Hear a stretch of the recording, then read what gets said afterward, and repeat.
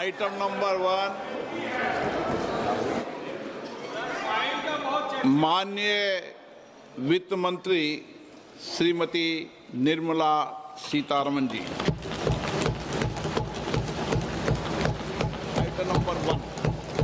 Item number 1. Sir, with your permission, I rise to lay on the table a copy each of the following papers, Hindi and English versions, under Article 281 of the Constitution, Report for 2026 to 2031, Volume 1, Main Report of the 16th Finance Commission. 2. Report for 2026-2031, Volume 2, Annexures of the 16th Finance Commission.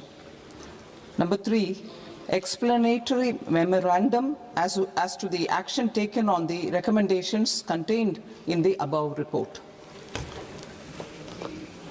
Item number 2, माननीय वित्त मंत्री निर्मला सीतारमन जी।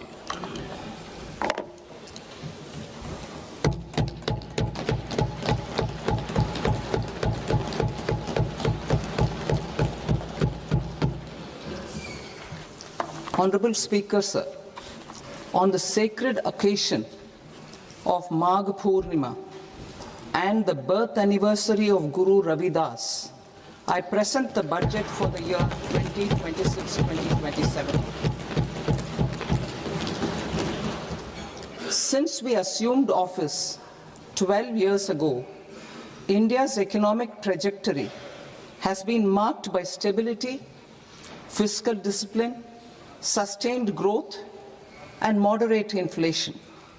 This is the result of conscious choices we have made, even in times heightened uncertainty and disruption. Our government, led by Honorable Prime Minister Modi, has decisively and consistently chosen action over ambivalence, reform over rhetoric, and people over populism. We have pursued far-reaching structural reforms, fiscal prudence and monetary stability, whilst maintaining a strong thrust on public investment. Keeping Atmanirbharta as a lodestar, we have built domestic manufacturing capacity, energy security, and reduced critical import dependencies. Simultaneously, we have ensured that citizens benefit from every action of the government, undertaking reforms to support employment generation, agricultural productivity, household purchasing power, and universal services to people.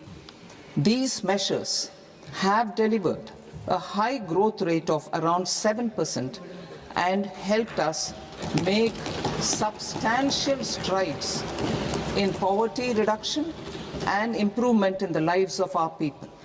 Today, we face an external environment in which trade and multilateralism are imperiled and access to resources and supply chains are disrupted. New technologies are transforming production systems while sharply increasing demands on water, energy, and critical minerals. India will continue to take confident steps towards Vikasit Bharat, balancing ambition with inclusion. As a growing economy with expanding trade and capital needs, India must also remain deeply integrated with global markets, exporting more and attracting stable long-term investment. As I begin Part A, I want to express my gratitude to the people for standing firmly with us as we forge our way together towards becoming one of the largest economies of the world.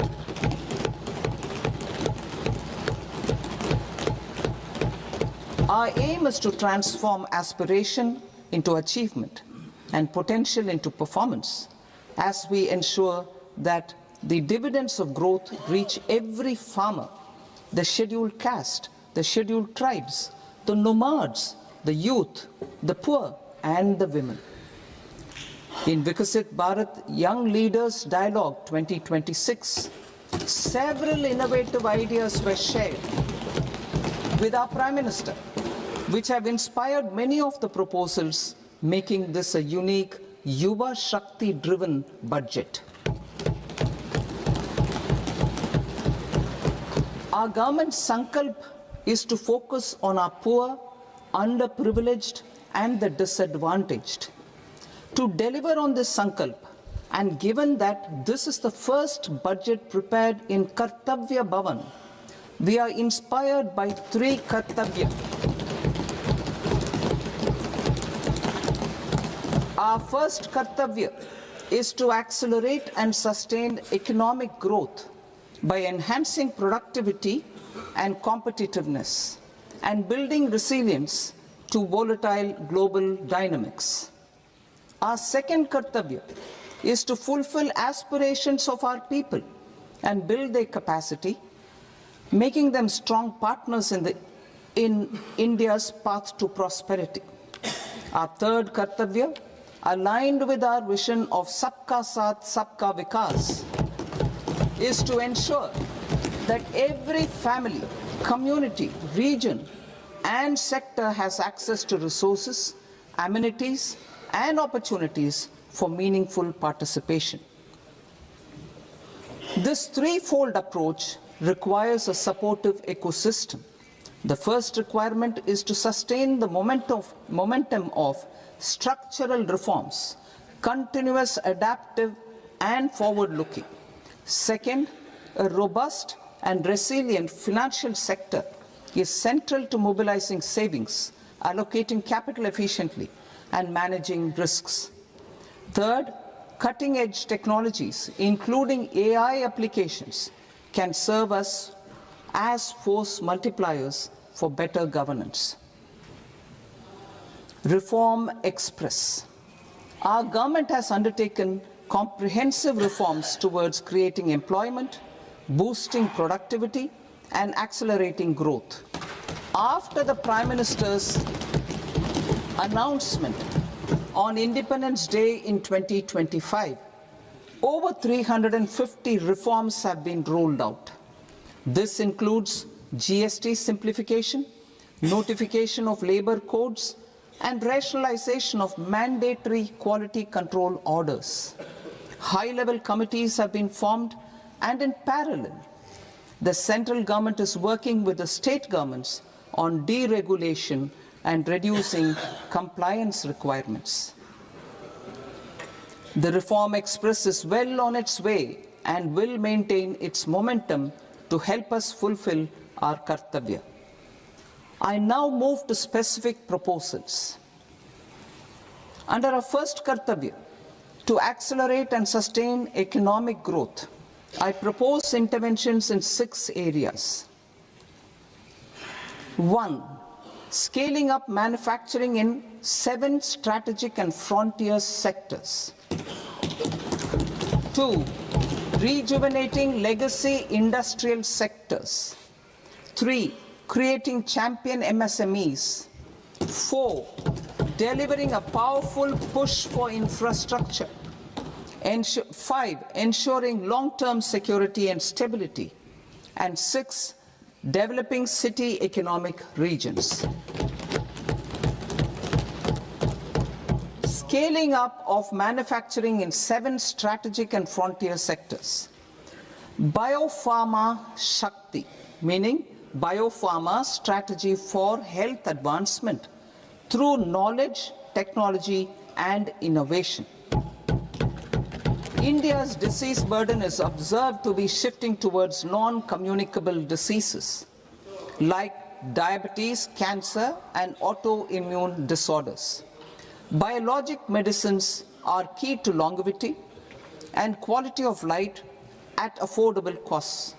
To develop India as a global biopharma manufacturing hub,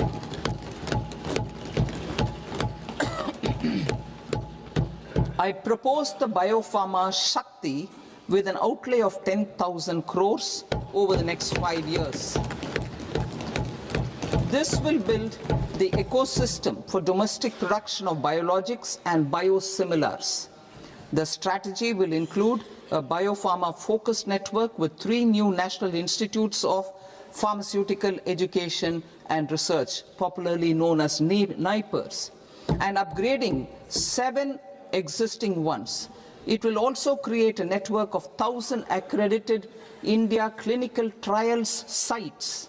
We propose to strengthen the Central Drug Standard Control Organization to meet global standards and approve timeframes through approval timeframes through a dedicated scientific review cadre and specialists. India's Semiconductor Mission 1.0 expanded India's semiconductor sector capabilities. Building on this, we will launch ISM 2.0 to produce equipment and materials, design full-stack Indian IP, and fortify supply chains. We will also focus on industry-led research and training centers to develop technology and skilled workforce. The Electronics Components Manufacturing Scheme, launched in April 2025 with an outlay of 22,919 crores, already has investment commitments at double the targets. We propose to increase the outlay to 40,000 crores to capitalize on this momentum.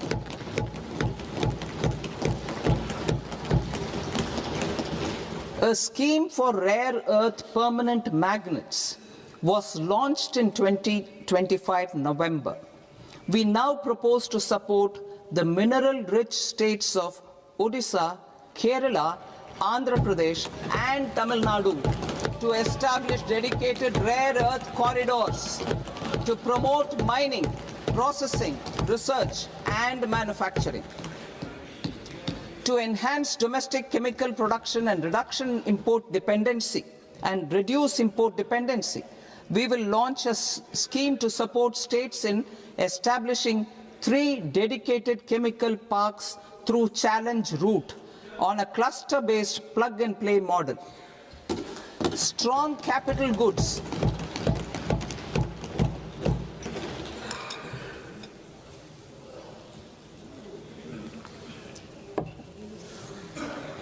Strong capital goods capability is a determinant of productivity and quality across different sectors.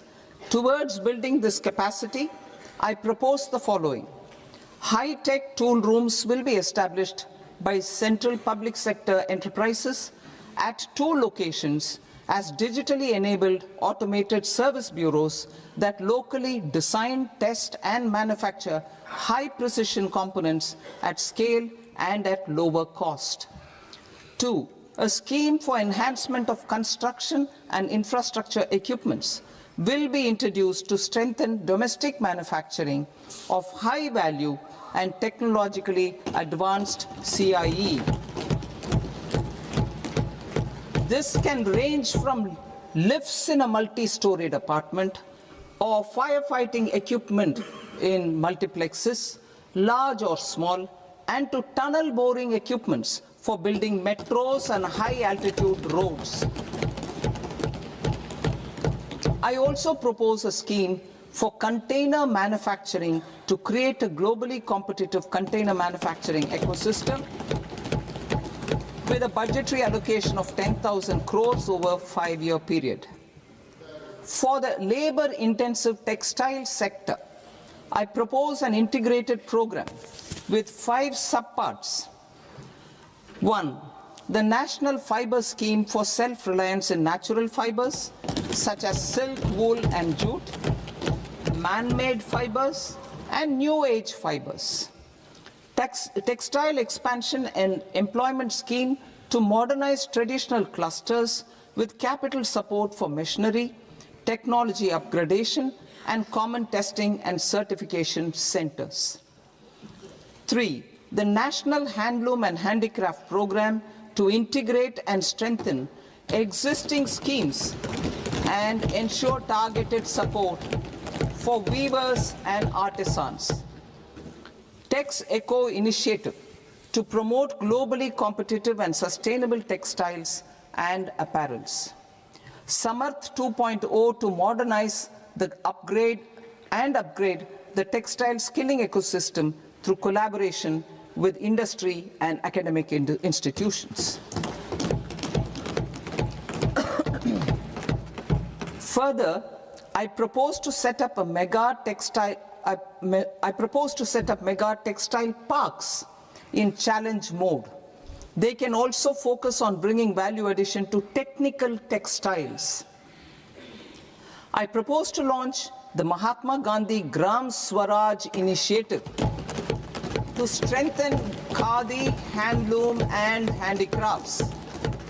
This will help in global market linkage and branding. It will streamline and support training, skilling, quality of process and production. This will benefit our weavers, village industries, One District, One Product ODOP initiative, and also our rural youth. India has the potential to emerge as a global hub for high quality, affordable sports goods.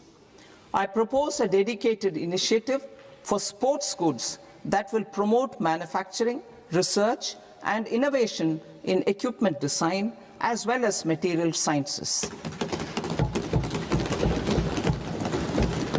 Rejuvenation of legacy industrial clusters. I propose to introduce a scheme to revive 200 legacy industrial clusters to improve their cost competitiveness and efficiency through infrastructure and technology upgradation. Creating champion SMEs and supporting micro enterprises. Recognizing MSMEs as a vital engine of growth, I propose a three-pronged approach to help them grow as champions. Equity support. I propose to introduce a dedicated 10,000 crores SME growth fund to create future champions, incentivizing enterprises based on select criteria. I also propose to top up the Self-Reliant India Fund set up in 2021 with 2,000 crores to continue support to micro enterprises and maintain their access to risk capital. Liquidity support. With TREDS, more than 7 lakh crore has been made available to MSMEs. To leverage its full potential, I propose 4 measures. 1. Mandate TREDS as the transaction settlement platform for all purchases from MSMEs by CPSEs, serving as a benchmark for other corporates. 2.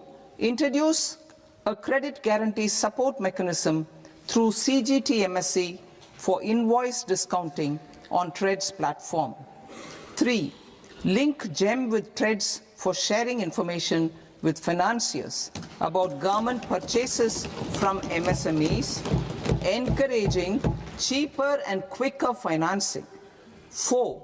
Introduce TREDS receivables as asset-backed securities, helping develop a secondary market, enhancing liquidity and settlement of transactions. Professional support. Government will facilitate professional institutions such as the ICAI, ICSI, ICMAI to design short-term modular courses and practical tools to develop a cadre of corporate mitras, especially in Tier 2 and Tier 3 towns. These accredited para-professionals will help MSMEs meet compliance requirements at affordable costs. Infrastructure. During this past decade, our government has undertaken several initiatives for large-scale enhancement of public infrastructure, including through new financing instruments such as Infrastructure Investment Trust (InvITs) and Real Estate Investment Trust (REITs), and institutions like NIIF and NABFID. We shall continue to focus on developing infrastructure in cities with over 5 lakh population, that is Tier 2, Tier 3 cities, which have expanded to become growth centers. Public capital expenditure has increased manifold from 2 lakh crore in 2014-15 to an allocation of 11.2 lakh crore in BE 25-26. In this coming year, that is financial year 2026-27, I propose to increase it to 12.2 lakh crores to continue the momentum. To strengthen the confidence of private developers regarding risks during infrastructure development and construction phase, I propose to set up an infrastructure risk guarantee fund to provide prudentially calibrated partial credit guarantee to lenders. Over the years, rights have emerged as a successful instrument for asset monetization. I propose to accelerate recycling of significant real estate assets of the CPSEs through the setting up of dedicated rights. To promote environmentally sustainable movement of cargo, I propose to 1. Establish new dedicated freight corridors connecting Dankuni in the east to Surat in the west. Operationalize 20 new national waterways over the next 5 years. Starting with National Waterways 5 in Orissa to connect mineral-rich areas of Talcher and Angul and industrial centers like Kalinga Nagar to the ports of Paradeep and Dhamra. Training institutes will be set up as regional centers of excellence for development of required manpower for these waterways. This will benefit youth in the entire stretch of the waterways to train and acquire skills. Further, a ship repair ecosystem catering to inland waterways will also be set up at Varanasi and Patna. And C, launch a coastal cargo promotion scheme for incentivizing a modal shift from rail to road to increase the share of inland waterways and coastal shipping from 6% to 12% by 2047. To enhance last mile and remote connectivity and promote tourism, I propose to give incentives to indigenize manufacturing of seaplanes. A seaplane VGF scheme will be also introduced to provide support for operations. Carbon capture, utilization and storage. Aligning with the roadmap launched in December 2025, the carbon capture, utilization and storage technologies at scale will achieve higher readiness and in end-use application across 5 industrial sectors, including power, steel, cement, refineries, and chemicals. An outlay of 20,000 crore is proposed over the next 5 years for this purpose. City economic regions. Cities are India's engines of growth, innovation, and opportunities. We shall now focus on Tier 2, Tier 3 cities, and even temple towns, which need modern infrastructure and basic amenities. This budget aims to further amplify the potential of cities to deliver the economic power of agglomerations by mapping city economic regions based on their specific growth drivers. An allocation of 5,000 crore per CER over 5 years is proposed for implementing their plans through a challenge mode with a reform-cum-result-based financing mechanism. In order to promote environmentally sustainable passenger systems, we will develop 7 high-speed rail corridors between cities as growth connectors, namely Mumbai to Pune, Pune to Hyderabad, Hyderabad to Bengaluru, Hyderabad to Chennai, Chennai to Bengaluru, Delhi to Varanasi, Varanasi to Siliguri.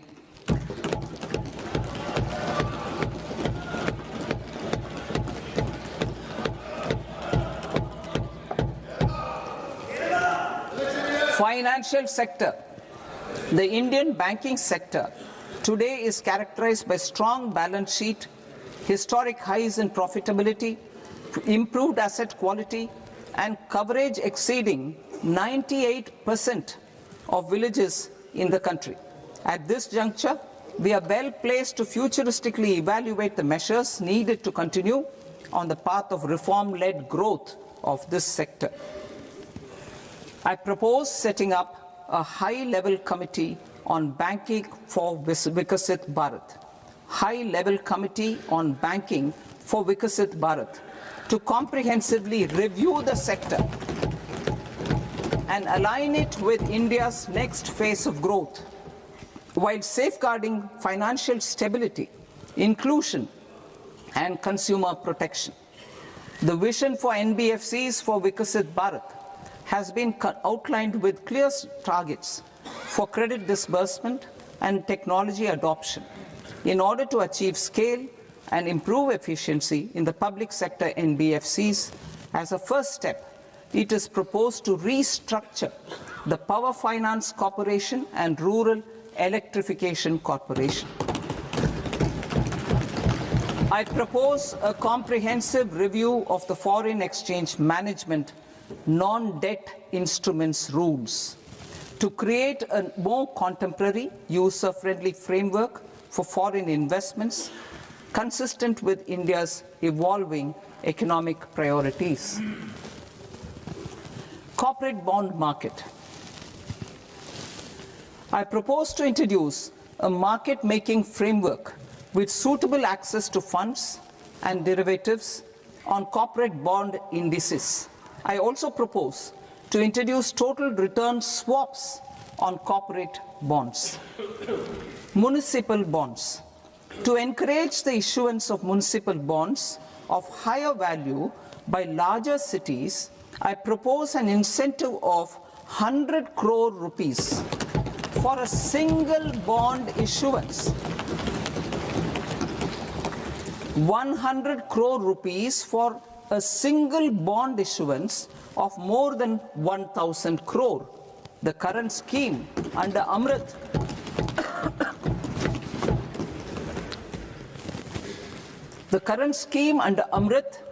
which incentivizes issuances up to 200 crores only, will also continue to support smaller and medium towns.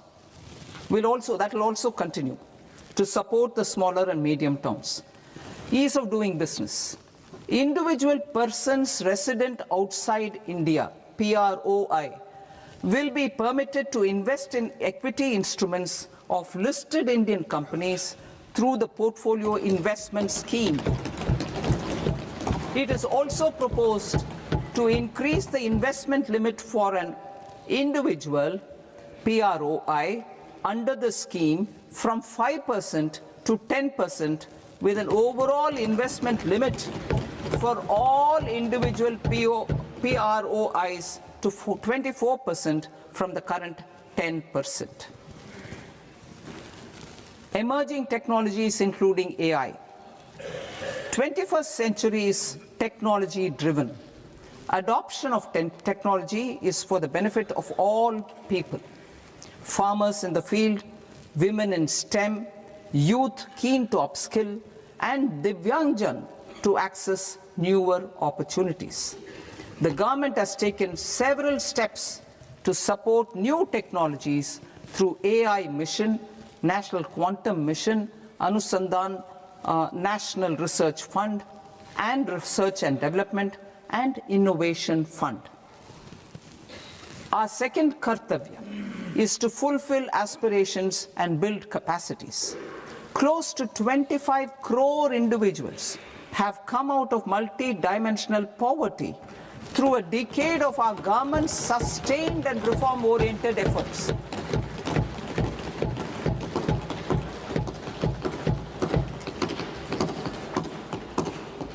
Our government has therefore decided to place a renewed emphasis on the service sector to provide a pathway to fulfilling aspirations of a youthful India with the following measures. I propose to set up a high-powered Education to Employment and Enterprises Standing Committee to recommend measures that focus on services sector as a core driver of Viksit Bharat. This will make us a global leader in services with a 10% global share by 2047. The committee will prioritize areas to optimize the potential for growth, employment, and exports. They will also assess the impact of emerging technologies, including AI, on jobs and skill requirements and propose measures thereof. To create a range of skilled career pathways, a new range of skilled career pathways for our youth, I propose interventions in the following sectors. Health. Existing institutions for allied health professionals will be upgraded and new AHP institutions established in private and government sectors. This will cover 10 selected disciplines, including optometry, radiology, anesthesia, OT technology, applied psychology and behavioral health, and add 1 lakh AHPs over the next 5 years. A strong care system covering geriatric and allied care services will be built. A variety of NSQF-aligned programs will be developed to train multi-skilled caregivers, combining core care and allied skills such as wellness, yoga, and operation of medical assistive devices.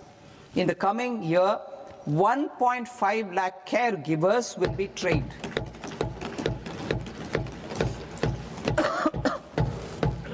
Hubs for medical value tourism. To promote India as a hub for medical tourism services, I propose to launch a scheme to support states in establishing 5 regional medical hubs in partnership with the private sector. These hubs will serve as integrated healthcare complexes that combine medical, educational, and research facilities.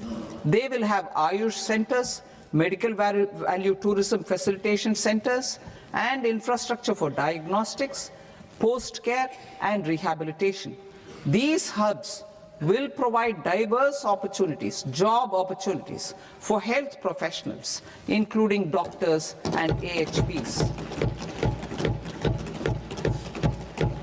Ancient Indian yoga, already respected in several parts of the world, was given a mass global recognition when Honorable Prime Minister took it to the UN.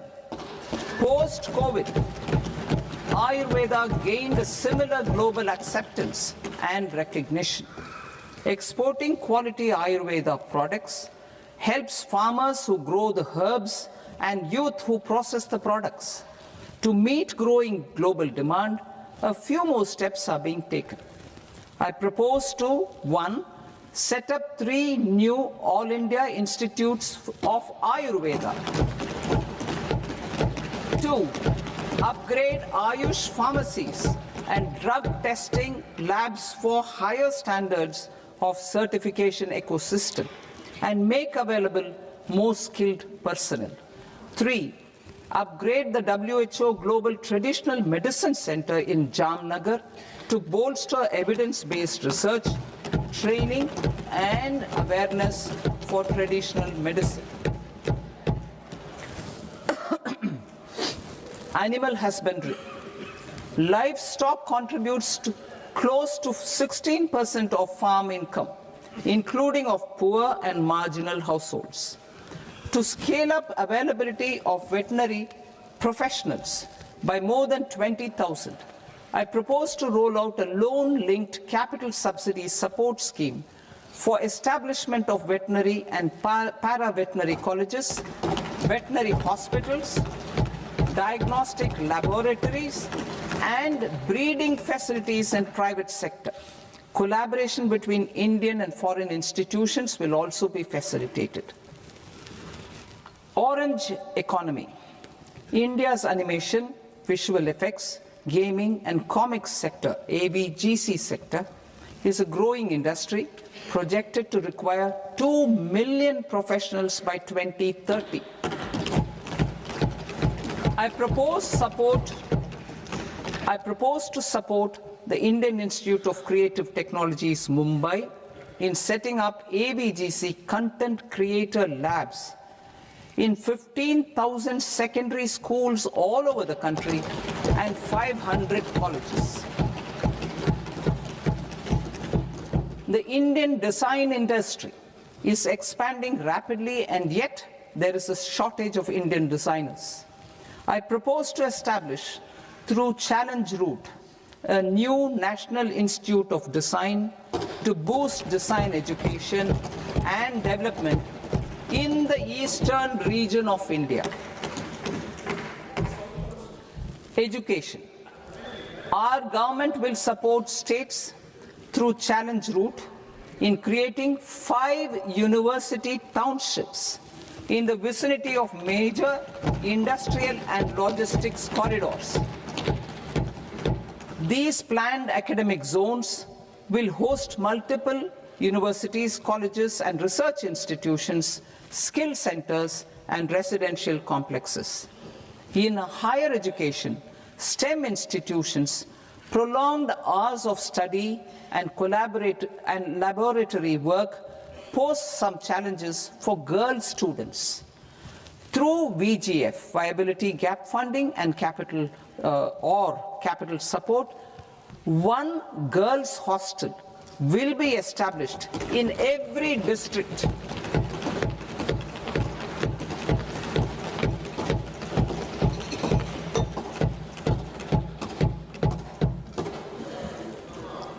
To promote astrophysics and astronomy via immersive experiences. 4 telescope infrastructure facilities will be set up or upgraded. The National Large Solar Telescope, the National Large Optical Infrared Telescope, the Himalayan Chandra Telescope, and the Cosmos 2 Planetarium. Tourism. The tourism sector has the potential to play a large role in the employment generation, forex earnings, and expanding the local economy. I propose to set up a National Institute of Hospitality by upgrading the existing National Council for Hotel Management and Catering Technology. It will function as a bridge between academia, industry, and government. I also propose a pilot scheme for upskilling 10,000 guides in 20 iconic tourist sites through a standardized, high-quality, 12-week training course in hybrid mode in collaboration with the Indian Institute of Management. A national destination digital knowledge grid will be established to digitally document all places of significance, cultural, spiritual, and heritage. This initiative will create a new ecosystem of jobs for local researchers, historians, content creators, and technology partners. India has the potential and opportunity to offer world-class trekking and hiking experience. We will develop ecologically sustainable mountain trails in Himachal Pradesh, Uttarakhand, and Jammu Kashmir. Also in Araku Valley in the Eastern Ghats and Podigai Malai in the Western Ghats. Turtle trails along key nesting sites in the coastal areas of Odisha Karnataka and Kerala. And 3, bird watching trails along the Pulikat Lake in Andhra Pradesh, Tamil Nadu. It's on the border. Under the visionary leadership of Honorable Prime Minister, we established the International Big Cat Alliance in 2024. This year, India is hosting the first ever Global Big Cat Summit, where heads of governments and ministers from 95 range countries will deliberate on collective strategies for conservation. Heritage and culture tourism. I propose to develop 15 archaeological sites, including Lothal, Dolavira, Rakhigarhi, Adichanallur, Saranath, Hastinapur, and Leh Palace into vibrant experiential cultural destinations. Excavated landscapes will be open to the public through curated walkways. Immersive storytelling skills and technologies will be introduced to help conservation labs, interpretation centers, and guides. The sports sector provides multiple means of employment, skilling, and job opportunities. Taking forward the systematic nurturing of sports talent, which is set in motion through the Khelo India program earlier, I propose to launch a Khelo India mission to transform the sports sector over the next decade. The mission will facilitate an integrated talent development pathway supported by training centers, which are foundational, intermediate, and elite levels. B, systematic development of coaches and support staff. C, integration of sports science and technology. D, competitions and leagues to promote sports culture and provide platforms. And E, development of sports infrastructure for training and competition. Our third Kartavya aligns with our vision of Sabka Saath, Sabka Vikas towards Vikasit Bharat. This requires targeted efforts for 1, increasing farmer incomes through productivity enhancement and entrepreneurship, with special attention to small and marginal farmers. B, empowering Divyangjan through access to livelihood opportunities, training, and high-quality assistive devices. C, empowering the vulnerable to access mental health and trauma care. D, focus on the Purvodaya states and the Northeast region to accelerate development and employment opportunities. Fisheries. We will undertake initiatives for integrated development of 500 reservoirs and Amrit Sarovars. 2, strengthen the fisheries value chain in coastal areas and enable market linkages involving startups and women-led groups together with fish farmer producer organizations. Animal husbandry.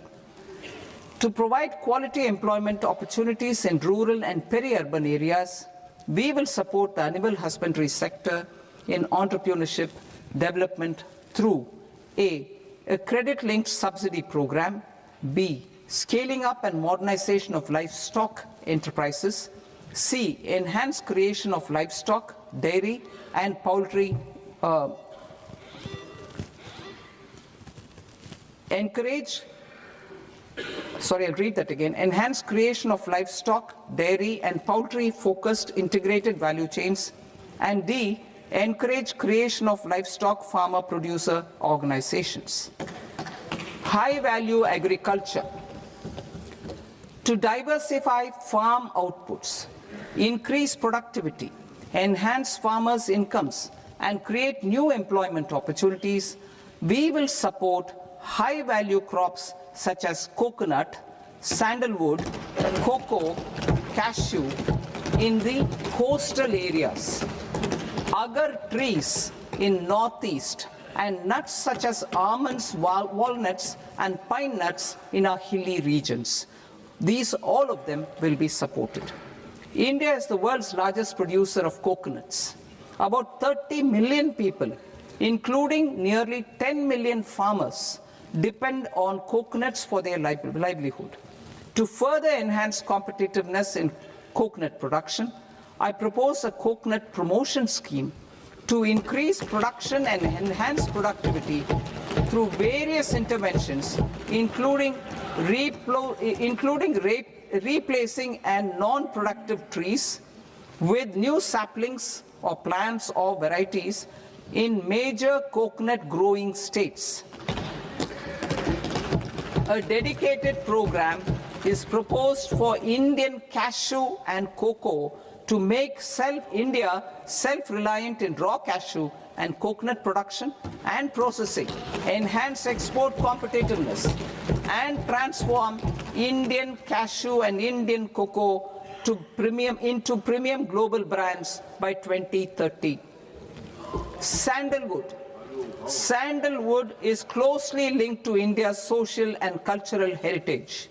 Our government will partner with state governments to promote focused cultivation and post-harvest processing to restore the glory of the Indian sandalwood ecosystem, to rejuvenate old, low-yielding orchards, and expand high-density cultivation of walnuts, almonds, and pine nuts. We will support a dedicated program to enhance farmer incomes and in bringing value addition by engaging youth.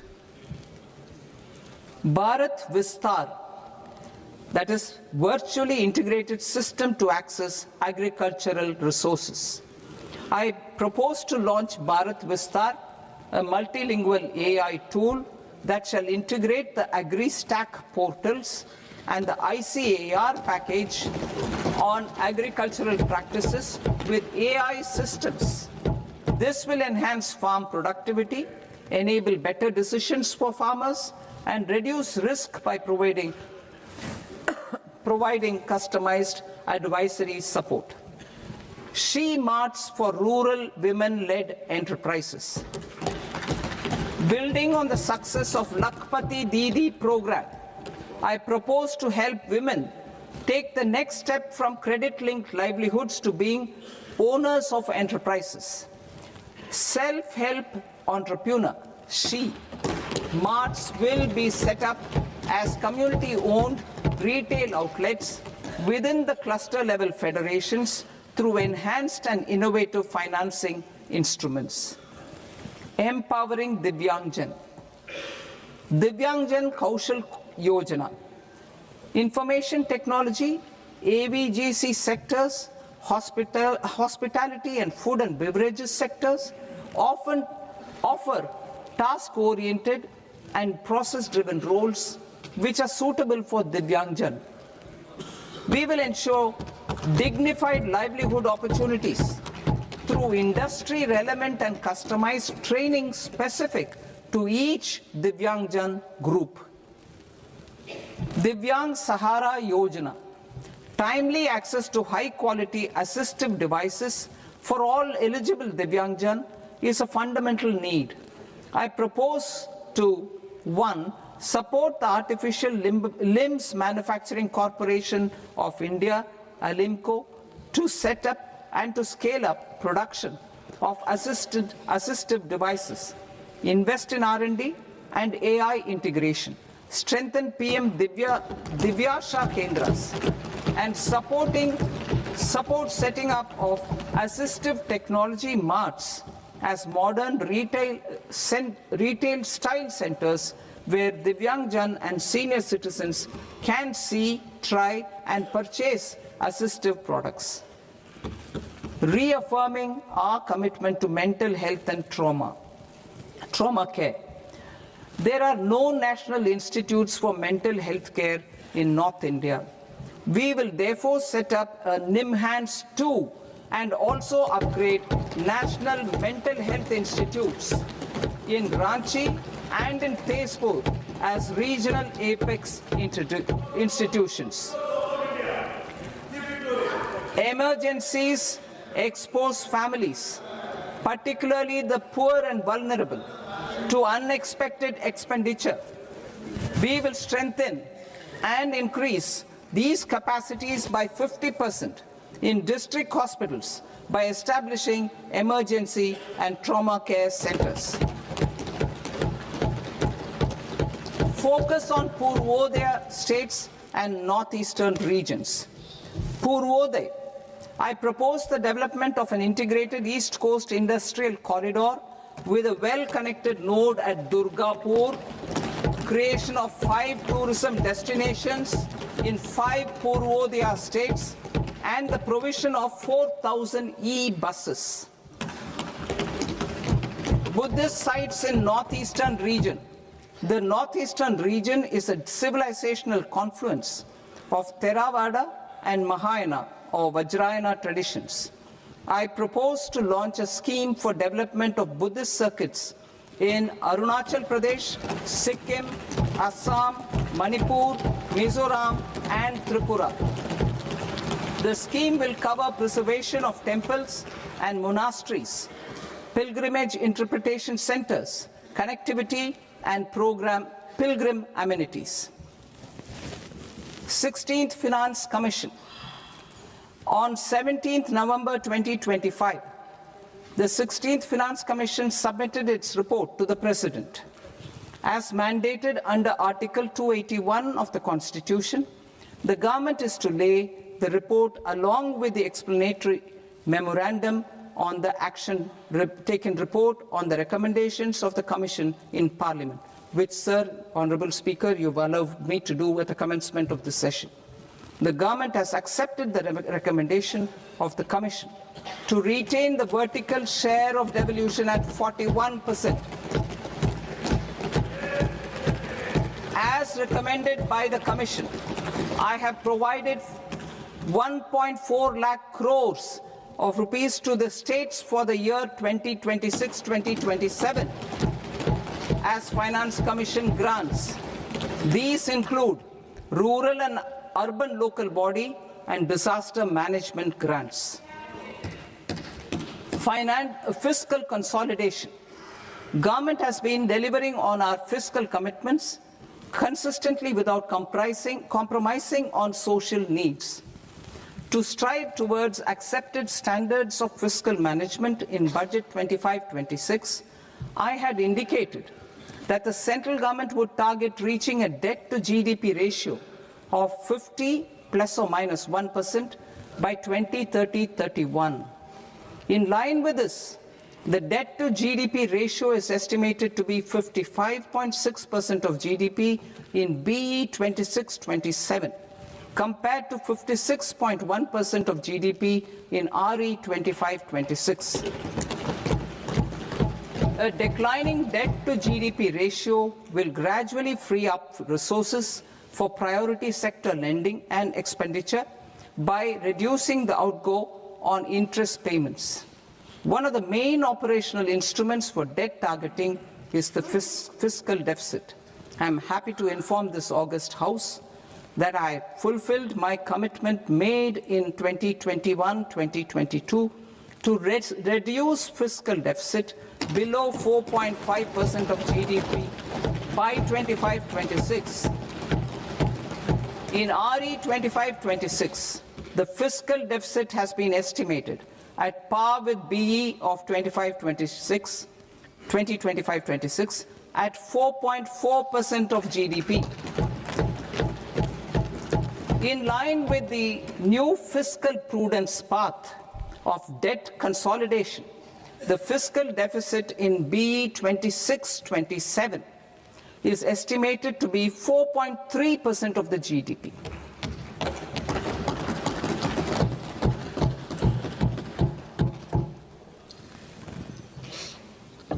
The revised estimates of the non-debt receipts are 34 lakh crore rupees, of which the centre's net tax receipts are 26.7 lakh crore. The revised estimate of the total expenditure is 49.6 lakh crore rupees, of which the capital expenditure is about 11 lakh crores. Budget estimates 2026 to 2027. Coming to 26-27, the non-debt receipts and the total expenditure are estimated as 36.5 lakh crore and 53.5 lakh crore respectively. The centre's net tax receipts are estimated at 28.7 lakh crore rupees. To finance the fiscal deficit, the net market borrowings from dated securities are estimated at 11.7 lakh crore rupees. The balance financing is expected to come from small savings and other sources. The gross market borrowings are estimated at 17.2 lakh crore rupees. I'll now move to Part B. Part B, direct taxes.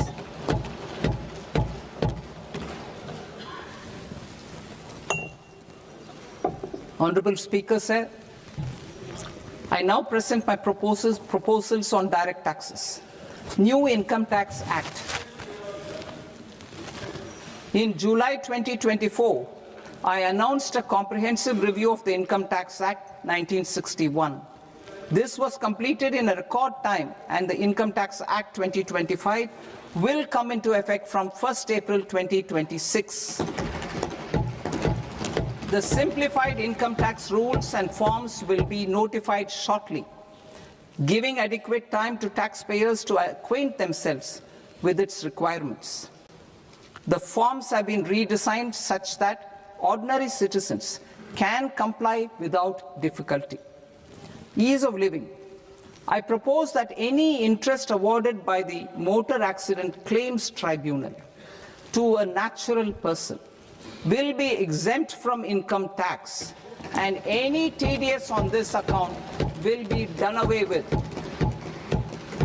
I propose to reduce TCS rate on the sale of overseas tour program package from the current 5% and 20% to 2% without any stipulation of amount.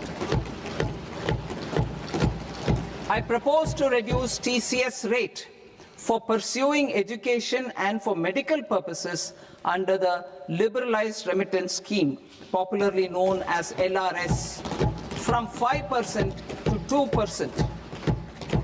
Supply of manpower services is proposed to be specifically brought within the ambit of payment to contractors for the purpose of TDS to avoid ambiguity. Thus, TDS on these services will be at the rate of either 1% or 2% only.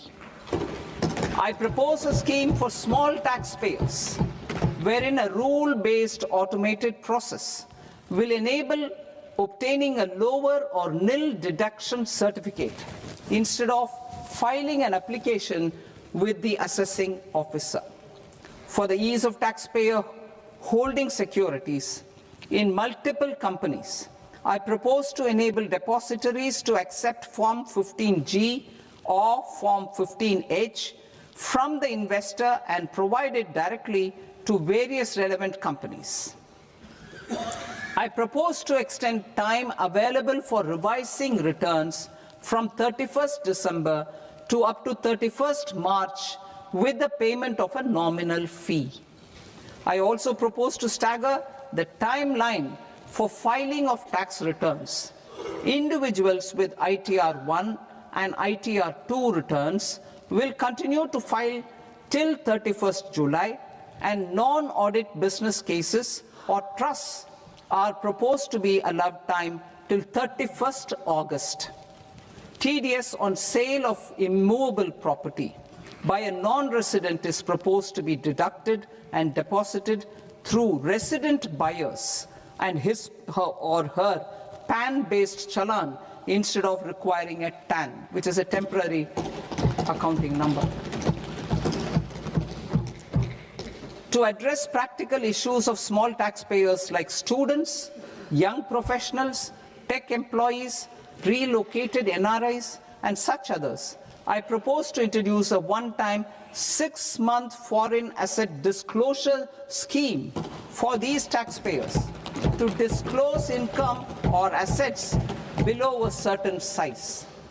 This scheme would be applicable for two categories of taxpayers, namely, A, who did not disclose their overseas income or assets, and B, who disclose their overseas income and or paid due tax but could not declare the asset acquired. For category A, the limit of undisclosed income or asset is proposed to be up to 1 crore rupees. They need to pay 30% of fair market value of asset or 30% of undisclosed income as tax and 30% as additional income tax in lieu of penalty, and would thereby get immunity from prosecution. For category B, asset value is proposed to be up to 5 crore rupees. Here, immunity from both penalty and prosecution will be available with a payment of fee of 1 lakh rupees. Rationalizing penalty and prosecution. Multiplicity of proceedings are hindrance to the ease of doing business. I propose to integrate assessment and penalty proceedings by way of a common order for both. There will be no interest liability on the taxpayer on the penalty amount for the period of appeal before the first appellate authority, irrespective of the outcome of appeal process. Further, quantum of prepayment is being reduced from 20% to 10% and will continue to be calculated only on core tax demand. As an additional measure for reducing litigation, I propose to allow taxpayers to update their returns even after reassessment proceedings have been initiated, and an additional 10% tax rate over and above the rate applicable for the relevant year. The assessing officer will then use only this updated return in his proceedings. There is already a framework for immunity from penalty and prosecution in the cases of underreporting. I propose to apply this framework for immunity to misreporting too. However, in such a case, the taxpayer will need to pay 100% of the tax amount as an additional income tax over and above the tax and interest due. Penalties for certain technical defaults, such as failure to get accounts audited, non-furnishing of transfer pricing audit report, and default in furnishing statement for financial transactions, are proposed to be converted into fee.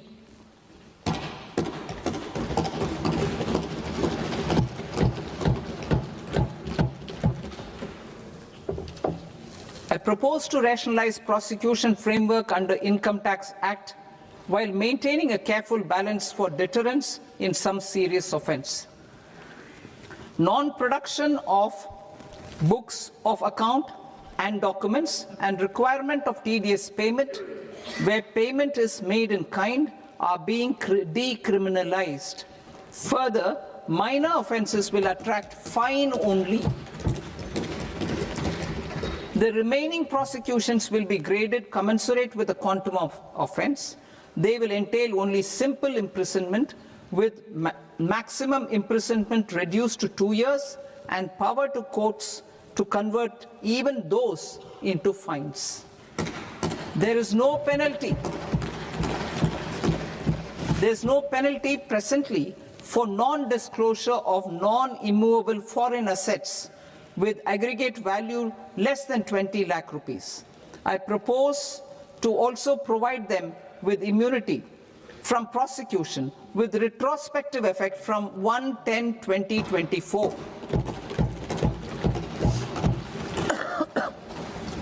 Cooperatives.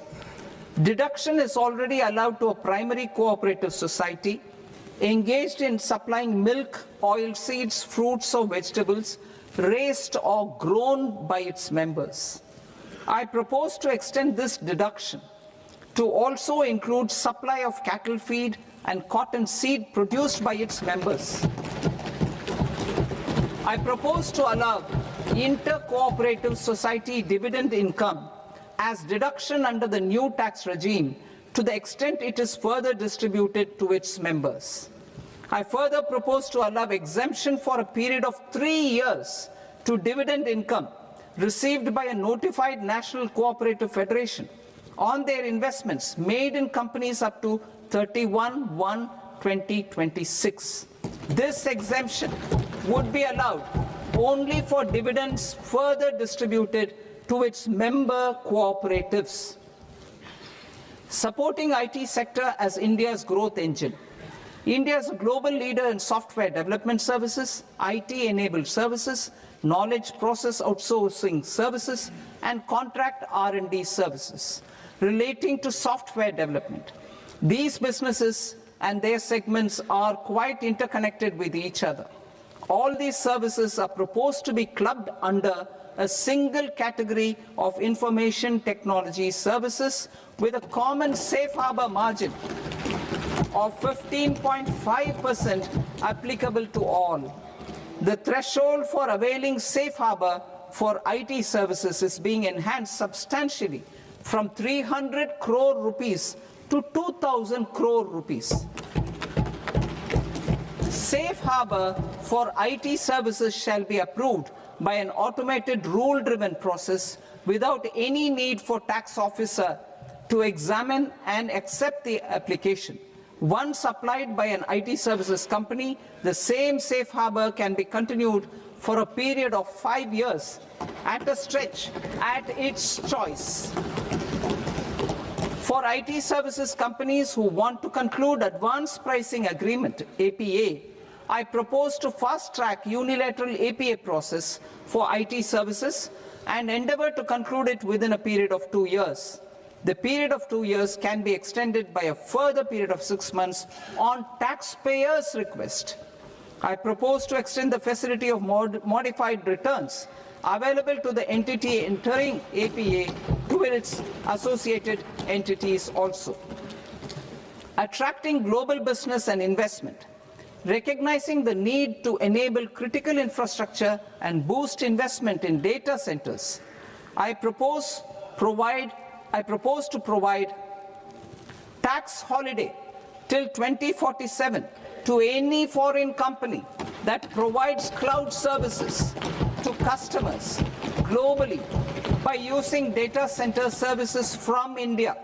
It will, however, need to provide services to Indian customers through an Indian reseller entity. I also propose to provide a safe harbor of 15% on cost in case the company providing data center services from India is a related entity. To harness the efficiency of just-in-time logistics for electronic manufacturing, I propose to provide safe harbor to non-residents for component warehousing in a bonded warehouse at a profit margin of 2% of the invoice value. The resultant tax of about 0.7% will be much lower than in competing jurisdictions. To provide fillip to toll manufacturing in India, I propose to provide exemption from income tax for 5 years to any non-resident who provides capital goods, equipment, or tooling to any toll manufacturer in a bonded zone. To encourage vast pool of global talent to work in India for a longer period of time, I propose to provide exemption to global, non-India sourced income of a non-resident expert for a stay period of 5 years under notified schemes. I propose to provide exemption from minimum alternate tax, the MAT, to all non-residents who pay tax on presumptive basis. Tax administration. I propose to constitute a joint committee of Ministry of Corporate Affairs and Central Board of Direct Taxes for incorporating the requirements of income computation and disclosure standards, the ICDS, in the Indian Accounting Standards, IND AS itself. Separate accounting requirement based on ICDS will be done away with from the tax year 27-28. To support Prime Minister Modi's vision of homegrown accounting and advisory firms to become global leaders, I propose to rationalize the definition of accountant for the purposes of safe harbor rules. Other tax proposals. Change in taxation of buyback was brought in to address the improper use of buyback route by promoters. In the interest of minority shareholders, I propose to tax buyback for all types of shareholders as capital gains. However, to disincentivize misuse of tax arbitrage, promoters will pay an additional buyback tax. This will make effective tax 22% for corporate promoters. For non-corporate promoters, the effective tax will be 30%. TCS rate for sellers of specific goods, namely alcoholic liquor, scrap, and minerals, will be rationalized to 2%, and that on tendu leaves will be reduced from 5% to 2%.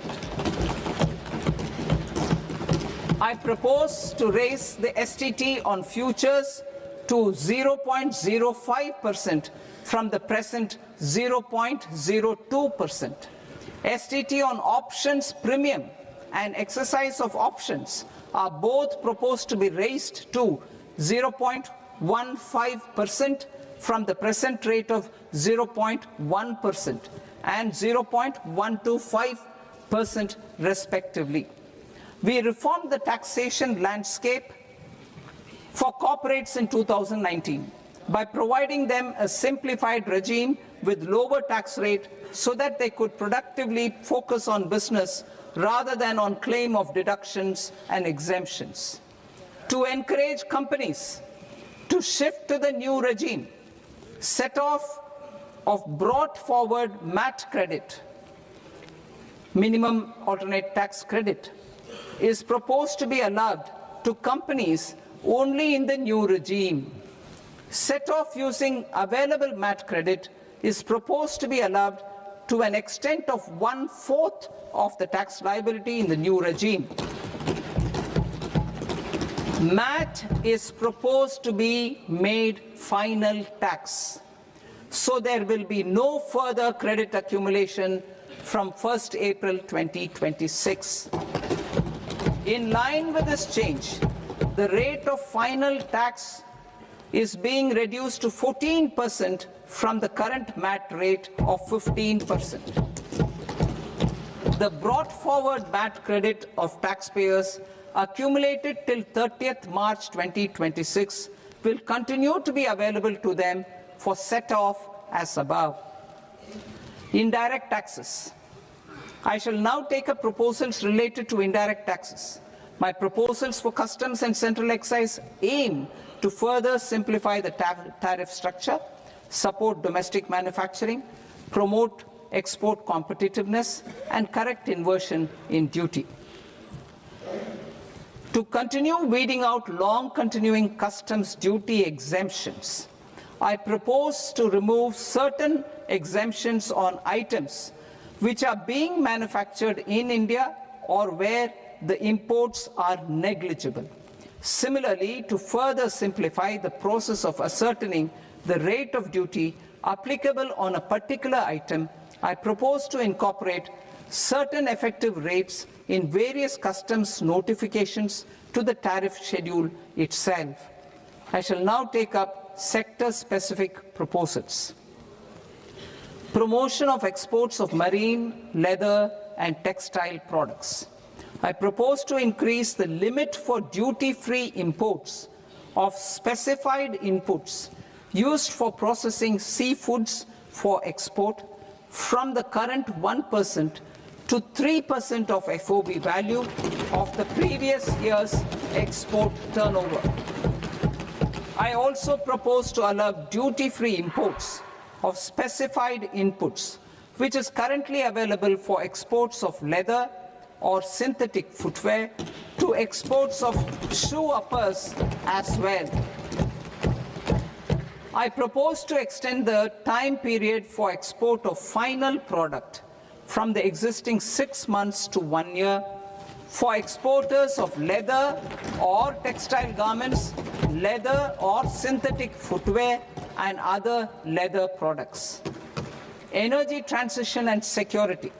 I propose to extend the basic customs duty exemption given to capital goods used for manufacturing lithium-ion cells for batteries to those used for manufacturing lithium-ion cells for battery energy storage systems also.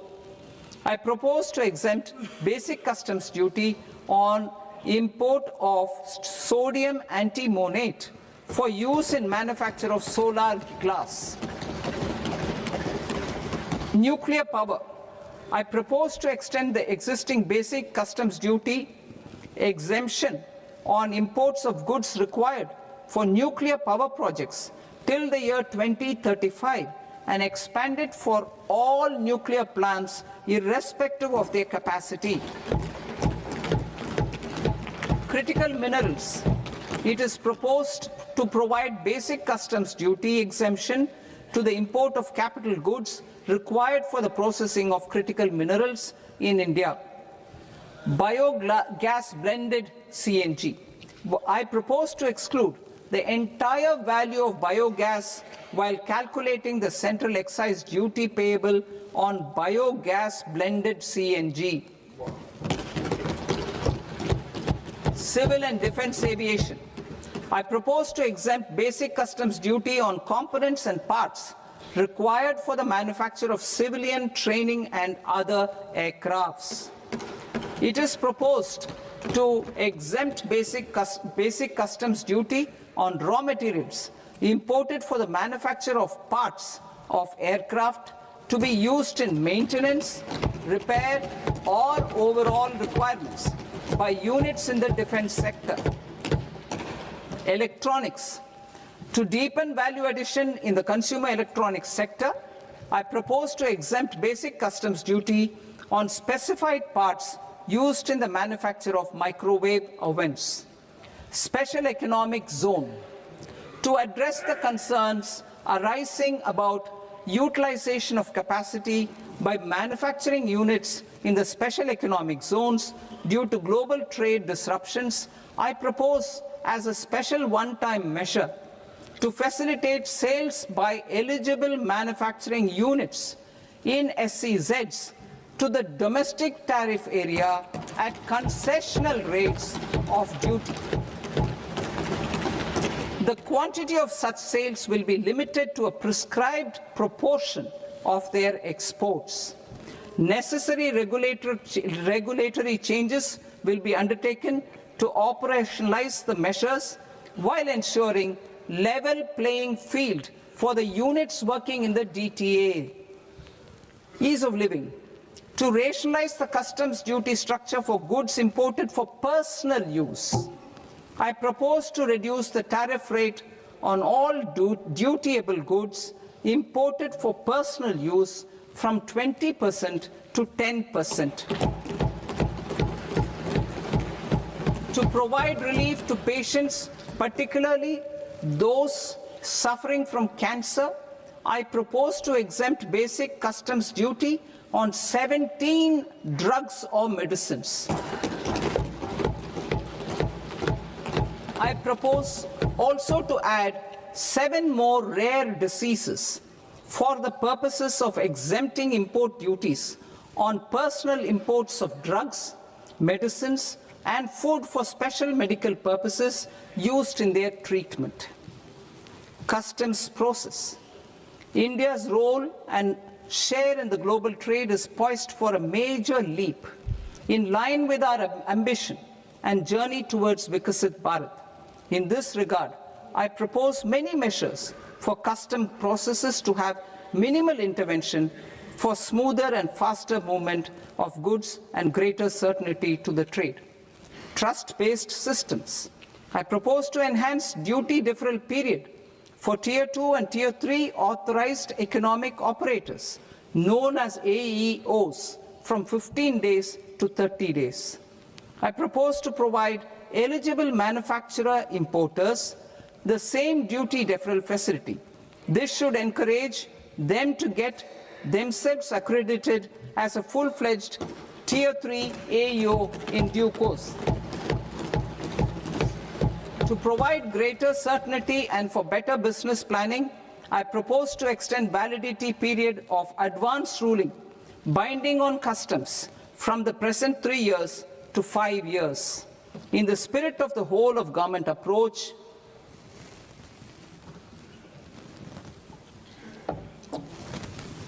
government agencies will be encouraged to leverage AEO accreditation for preferential treatment in clearing their cargo.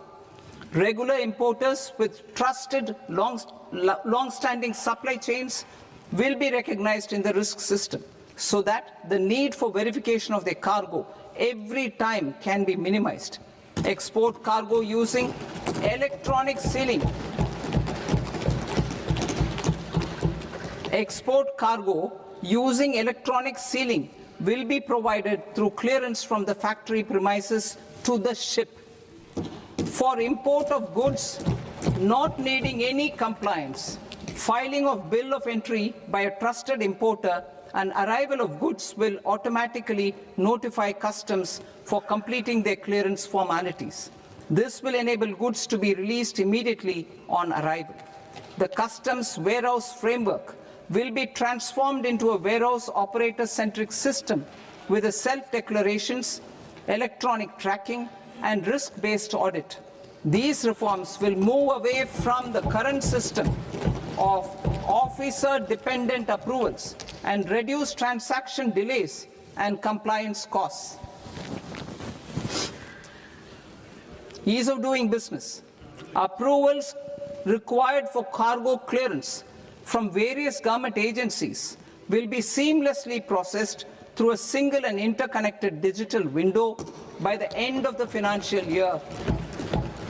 Processes involved in clearance of food, drugs, plant, and animal and wildlife products, accounting for about 70% of interdicted cargo, will be operationalized on this system by April 2026 itself. For goods not having any compliance requirement, clearance will be done by customs immediately after online registration is completed by the importer, subject to the payment of duty. Customs integrated system will be rolled out in 2 years as a single integrated and scalable platform for all customs processes. Utilization of non-intrusive scanning with advanced imaging and AI technology for risk assessment will be expanded in a phased manner with the objective to scan every container across all the major ports. New export opportunities to support Indian fishermen to fully harness the economic value of marine resources beyond our territorial waters. The following measures will be taken. A. Fish catch by an Indian fishing vessel in exclusive economic zone or on the high seas will be made free of duty. Landing of such fish on foreign port will be treated as export of goods. Safeguards will be put in place to prevent misuse during fish catch, transit, or transshipment. To support aspirations of India's small businesses, artisans, and startups to access global markets through e-commerce, I am pleased to announce complete removal of the current value cap of 10 lakh rupees per consignment on courier exports. In addition, handling of rejected and returned consignments will be improved with effective use of technology for identifying such consignments. I propose to revise provisions governing baggage clearance during international travel to address genuine concerns of passengers. The revised rules will enhance duty-free allowances in line with the present-day travel realities and provide clarity in temporary carriage of goods brought in or taken out. There are honest taxpayers who are willing to settle disputes by paying all their dues, but they get deterred due to negative connotation associated with penalty,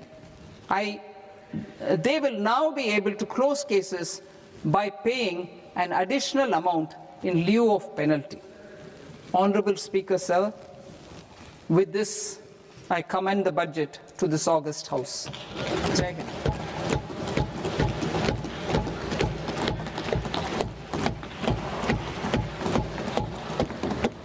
One and a half hours. Item number 3 माननीय वित्त मंत्री जी।